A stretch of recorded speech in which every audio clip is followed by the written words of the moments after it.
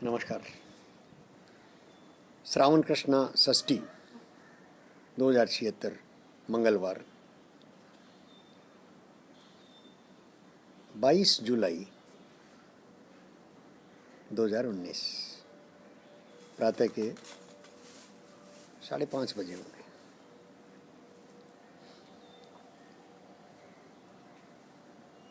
मित्रों, महापुरुषों को स्मरण करने का अर्थ ही होता है कि उनके जैसा बनने का प्रयत्न करना। रामकृष्ण, बुद्ध, महावीर, इन सबको हमने भगवान बना दिया। भगवान बनाया इसलिए कि हमको अब इनके जैसा बनने का प्रयत्न करना मना हो गया। परंपरा से कह दिया जाता है कि कृष्ण को भक्ति करो, लेकिन कृष्ण जैसा बनो नहीं। कृष्ण जैसा बनो नहीं में उनकी व्याख्या रहती है कि वो रास रसैया मत बनो और माखन चोर मत बनो और रण छोड़ मत बनो। हमको अपने को अगर खोजना है, जो सबके मन की चाहत है, तो जो महापुरुषों ने रास्ता दिखा दिया उस पर चलकर देखें कि वहाँ कहाँ कहाँ भूल हुई। हमको महापुरुषों की भूल दिखाना पाप कह दिया गया। भूल दिखाने का अर्थ यह नहीं है कि हमारी भक्ति कम हो गई ना। भूल दिखाने का अर्थ है कि उनका महत्व बढ़ा दिया हमने। जैसे मेरी भूल आप मुझे बताएं तो आप मेरे महत्व को कम कर रहे हैं कि बढ़ा रहे हैं? मेरी कमी बताने का अर्थ है कि मेरे चेहरे पर कोई काला दाग पड़ा है, या मेरे कहने के ढंग में कोई कमी है, या मैं जो कह रहा हूँ वो तथ्यात्मक कोई भूल है, तो वो अगर आपने ठीक कर दी, मुझे बता दिया कि मैं ये गलती कर रहा हूँ, तो इससे मेरा मान बढ़ेगा कि कम होगा? मेरा मान तो बढ़ेगा। महापुरुषों के जैसे हम अभी चर्चा करें हमारे जयचंद लाल जी, मोहनलाल जी, भंवरलाल जी की, तो मेरा इशारा ये नहीं है कि वो असफल नहीं रहे। हमको जांचना चाहिए। मैं एक उदाहरण देता हूं। उनके सफल होने का अर्थ होता कि हम सब उनके जैसे ही होते। उनके सफल होने का अर्थ यही होता कि हम सब उनके जैसे होते, हम उनको फॉलो कर पाते। हम तो उनको भूल जाते हैं जी। मंगलचंद जी गए, मैं मंगलचंद जी को लेने वाला हूँ आगे एक संस्मरण में। मंगलचंद जी से क्या चूक रही, जो चूक बाद में रतनलाल जी ने ठीक की। मंगलचंद जी और उनकी पत्नी में जो चूक रही, वो चूक रतनलाल जी और उनकी पत्नी द्वारा ठीक हुई। बाद में लूँगा। लेकिन अभी एक और दृष्टांत लेता हूँ। जैसे मैं महापुरुषों की श्रेणी में, उसी श्रेणी में मैंने एक बार सब तक जब सारे 8 मामा जी का नाम ले लिया होगा, क्योंकि मैं उन 8 में उन महापुरुषों का वो देख रहा हूँ, छाया देख रहा हूँ, उनकी झलक देख रहा हूँ, प्रणाम करता हूँ। लेकिन इसको जांचना कि क्या उनका किया सब ठीक ही होता है। अगर ठीक नहीं होता है तो स्वयं उनको भी जांचना कि ठीक नहीं हुआ, क्या ठीक है, कैसे ठीक होगा। उसको रीत रिवाज पर, परंपरा पर सब ऐसा ही करते हैं, ऐसा करके छोड़ देने, वो तो तप नहीं है। वो तो तप नहीं है। तप करना पड़ता है, सत्य पर चलना पड़ता है। महापुरुषों को स्मरण करना मतलब सत्य पर चलने की स्वयं कोशिश करना। बहुत उदाहरण एकदम व्यक्तिगत है। हम परिवार की बात कर रहे हैं, परिवार में बैठे हैं। मंगलबाग एक परिवार है हमारा। पितापुर की संपत्ति को लेकर मेरे और मेरी बहनों के बीच में विवाद हुआ। वो विवाद होता है तो एक दूसरे के दोष निकालना, ये भाजपा कांग्रेस जैसे कर रही है। भाजपा कांग्रेस में नहीं, सब तरफ होता है। हिंदू मुसलमान की बुरे निकलता है, मुसलमान हिंदू की बुरे निकालता है। समझने की कोशिश कोई नहीं करता। तो विवाद हुआ तो बात बात में तुमने ऐसा कह दिया, तुमने ऐसा कह दिया, बात का बतंगड़ा बना। बात का बतंगड़ा 11 साल हो गए आज बात का बतंगड़ा चलते चलते 11 साल हुए हैं कि 7 साल हुए हैं, मैं तो भूल ही गया। और उसमें समझौता कराने मुन्नालाल जी मुख्य रूप से आए। और जब मेरी बहन ने कहा कि 8 मामा जी उनके साथ हैं, तो मैं मनी मन खुश हुआ। ऐसा ही होना चाहिए, मातृशक्ति के साथ ही रहना चाहिए। पुरुष और नारी में जब विवाद होगा तो उचित यही है कि पुरुष सरेंडर कर जाए, बिना समझे भी, बिना जांचे भी एक बार सरेंडर करे। जैसे काली के सामने, दुर्गा के सामने सारे देवताओं ने अपने हथियार समर्पित कर दिए, तो दुर्गा में वो शक्ति आई, काली में वो शक्ति आई कि जो दोषों का नाश कर सकी। दोषों का नाश करने के लिए ही नारी को गुस्सा आता है। नारी को गुस्सा, नारी प्रेम स्वरूपा है। मेरी माताएं बहनें सब प्रेम स्वरूपा, जिंदगी भर देखा है। गुस्सा करता है पुरुष, लड़ाई झगड़ा करता है पुरुष, उस लड़ाई झगड़े में समाधान दिखाती है माँ, बहनें, पत्नी। तो वो जब गुस्सा करे, आपे से बाहर हो, तो उनकी बात को मान लेने में ही पुरुष वर्ग का हित है। यही मैं जब सुना, मैंने अपने मन के मुंह से 8 मामा जी मेरे साथ है, तो मैं खुश हुआ। और मैं मामा जी के बताए, मुन्ना मामा जी थे, मुन्ना मामा जी के बताए हर बात को मैं मानता रहा। कुछ बातें जो मैंने नहीं मानी, मैंने या श्रेयांस ने, उनके मानने का कोई रास्ता ही नहीं था। ऐसा नहीं हुआ कि मैं दुर्योधन दुशासन की तरह कृष्ण की राय को नकार रहा हूँ, या भीष्म की या द्रोणाचार्य की नसीहत को, सीख को नकार रहा हूँ, ऐसा नहीं हुआ। लेकिन वो किया ही नहीं जा सकता था। जैसे धृतराष्ट्र से जो चाहा भीष्म ने, द्रोणाचार्य ने, कृष्ण ने, धृतराष्ट्र उसको सही समझते रहे, कर नहीं सके। शायद गांधारी भी उसको सही समझती रही, कर नहीं सकी। सीमा आ गई, नहीं कर सके। तो उसको, जैसे महाभारतकार ने पूरा लिखा है, हम महाभारत दोहरा लेते हैं, हम भागवत दोहरा लेते हैं, पर उसमें महापुरुषों की कहाँ चूक हुई उसको जांचने का प्रयत्न नहीं करते। ये जो मुन्नालाल जी में आया था, देखिए, माताओं का साथ देना, बहनों का साथ देना, इसमें एक बहुत छुपी हुई सी बात और है। वो ये कि जो कमज़ोर पक्ष दिख रहा है उसका साथ देना। शायद कमज़ोर जो है वो दब रहा है, तो मामा जी ने मेरी बहनों का साथ दे करके मेरा मान बढ़ाया कि मैं इतना शक्तिशाली हूँ कि उनको सहायता की ज़रूरत है।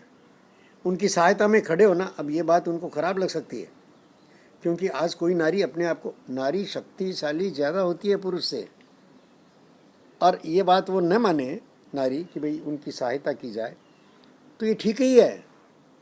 लेकिन जो घटनाक्रम चला उसमें से मामा जी का साथ, मेरी बहनों के साथ मामा जी का मन मेरी बहनों का साथ देने का करे, उसमें एक छुपी बात यह भी है कि कमज़ोर का साथ दो।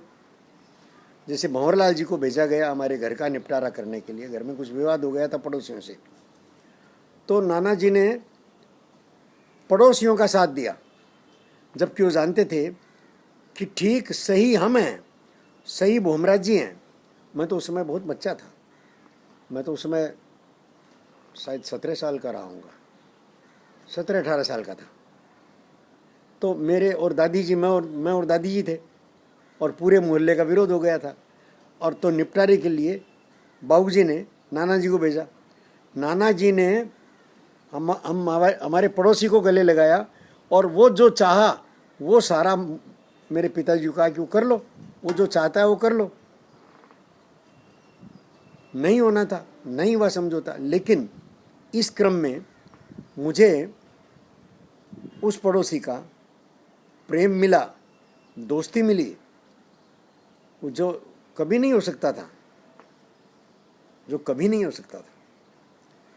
इसी प्रकार से ये जो बहनों के साथ घटनाक्रम चला, इसमें मामा जी ने बहनों का साथ दिया, वो भंवरलाल जी से मिला लीजिए। अब बात नहीं बनी तो इसको समझने की कोशिश करना है, पूर्वजों का मान बढ़ाना। जैसे मेरी कोई चूक रह जाए तो आप मुझे बताएं, समझाएं, यह होगा मेरा मान बढ़ाना।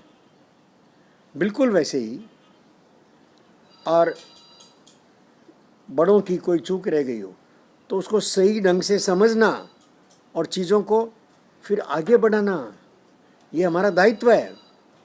जैसे पिता ने अगर 1 लाख की पूंजी छोड़ी बेटे के लिए, तो बेटे का दायित्व है कि उसको 1 करोड़ की, 2 करोड़ की, 10 करोड़ की करे, जैसे आज सब बेटे कर रहे हैं। सब बेटे, सारी संतानें, धनसुख चैन जी वगैरह सबकी संतानें कर रही हैं, मेरी संतान भी कर रही है, सब मेरी संतानें हैं, सब मेरा ही विस्तार है, वो सब कर रहे हैं। आज मोदी जो है उन्हीं के बल पर तो 5 लाख करोड़ की और अर्थव्यवस्था भारत की बने, कोशिश कर रहे हैं। ये कोई छोटी बात नहीं है। तो उनको, महापुरुषों को, भंवरलाल जी हों चाहे मुन्नालाल जी हों, उनकी गलतियों का विश्लेषण जब संधि काल, जब वो ठीक आता है, शांति काल, युद्ध काल में तो जो चला वही चलेगा, तीर चलेंगे आपस में। शांति काल आता है, बातचीत होती है, तो उसका निदान सही तरीके से निकालना, ये समाज को आगे बढ़ाना है, परिवार की सहायता करना है। परिवार की एकता जैसे तैसे कर लेना, समझौता करके कर लेना, उसमें तो सारे परिवार इसमें डूबे रहेंगे। बात सही होगी, जैसा मेरी बहनें भी कहती हैं, सही को मानेंगे। तो ये सही के प्रति जो आग्रह है, सत्य के प्रति जो आग्रह है, उस आग्रह की पूजा होनी चाहिए। महापुरुषों को स्मरण करने का मुझे तो ये अर्थ समझ में आता है। भले ऐसा लगे कि मैं कोई उपदेश देने लगा हूँ, लेकिन मित्रों, मैं आपके साथ शेयर कर रहा हूँ। हमारे आसपास बुरा दिखते ही बुरा कह देना ये समाधान नहीं है।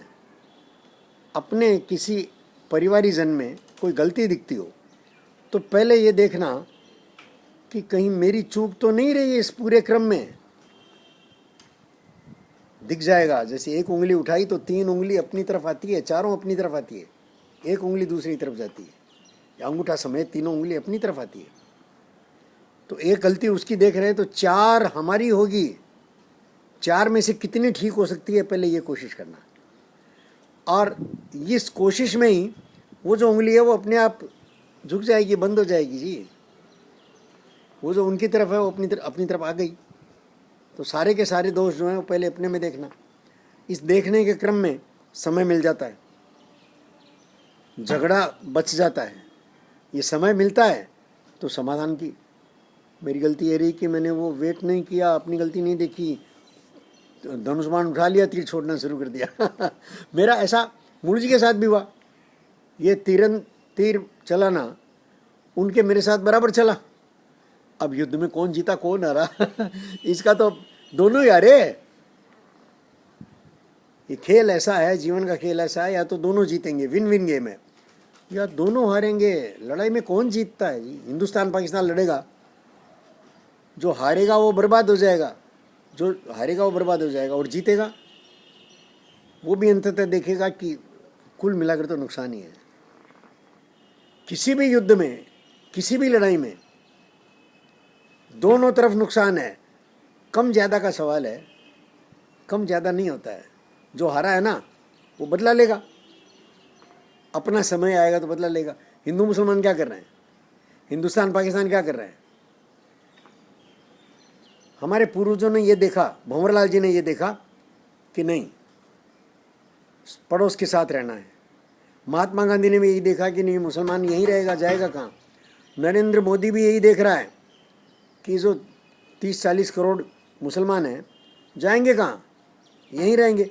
उनको मार काट के समुद्र में नहीं फेंक सकते, कम्युनिस्टों को मार थोड़ी सकते हैं, संवाद करना पड़ेगा। संवाद की राह बना रहा है तो पक्ष ले रहा है उनका, मुसलमानों का। 5 करोड़ मुसलमानों को, मुसलमान बच्चों को और वजीफा दे देना, छात्रवृत्ति दे देना, टैक्स पेयर का धन, टैक्स तो ज़्यादा हिंदू देते हैं, ये मोदी जानता है अच्छे से। लेकिन सबका साथ, सबका विकास, सबका विश्वास, सबका विश्वास जीतने तक धैर्य रखना होता है। गांधी ने धैर्य रखा, फेल हो गया। कृष्ण ने प्रयत्न किया, अरे कृष्ण शांति दूत बनकर गए थे तो क्या शर्तें रख दी कि 5 गांव दे दो। अरे क्यों दे दो जी 5 गांव, जो हमारा हक है वो बराबर पूरा दो। लेकिन कृष्ण बोले 5 गांव दे दो, बाकी मैं देख लूँगा। ये सारे प्रयत्न हमारे महापुरुषों के, चाहे कृष्ण ने किए हों, चाहे भंवरलाल जी ने किए हों, जयचंद लाल जी ने भी बहुत बार किए, बहुत बार किए। जो शहरों के निपटारे होते थे वो बहुत बार देखे। और जब उनका मकान नीलाम हुआ तो अपने पूरे गांव ने जो उनको वो जहर पिलाया नीलामी का, अपमान का, मैंने जयचंद लाल जी के चेहरे पर कभी भी सरदार सर के विरुद्ध में एक भी विचार नहीं देखा, कभी भी। बाद में सरदार सर के लोगों को कोई संकट आता था और जयचंद लाल जी पास आकर पूछने आते थे तो वो उनकी मदद करने जाते ही थे। मंगलचंद जी भी ऐसे ही थे। ये मंगलचंद जी, जयचंद लाल जी, भंवरलाल जी और मुन्नालाल जी, और मुन्नालाल जी साथ 8 मामा जी, ये सब परंपरा को मानते हुए बस ये जो मैं अभी कह रहा हूँ कि उस पर विचार किया जाए। मैं मित्रों आप सबसे यही कह रहा हूँ कि हमारे पूरे जीवन में सत्य का आग्रह वो बना रहे, वो तप है। सत्य के आग्रह को मैं दुराग्रह नहीं कह रहा हूँ। मैं किसी महात्मा गांधी की तरह सत्याग्रह में बैठ जाना ऐसा नहीं कह रहा, वो तो हिंसा है। हिंसा नहीं करना।